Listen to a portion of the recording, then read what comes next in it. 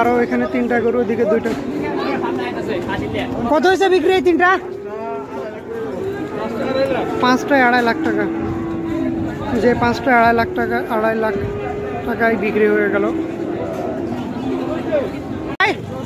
64,000, সুন্দর একটা গরু, 64,000 টাকা। 47,000 টাকা এটা, 47,000 টাকা। কত হয়েছে আঙ্কেল? 5.50, 55,000 টাকা। এই ভদ্রলোক কিনেছে। 75,000 টাকায় বিক্রি হলো এটা, 75,000 টাকা। ভাই কত হয়েছে এটা? 50, মাশাআল্লাহ 50,000 টাকা বিক্রি হয়ে গেল।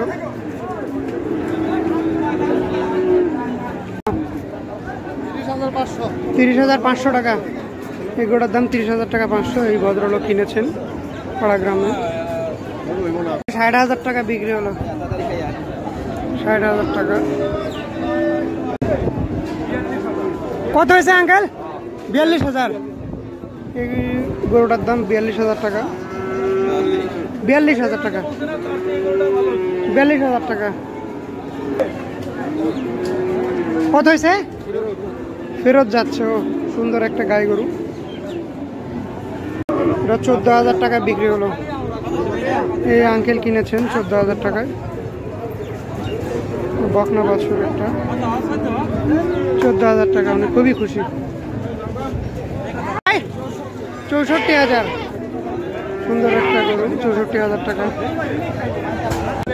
47,000 টাকা এটা, 47,000 টাকা।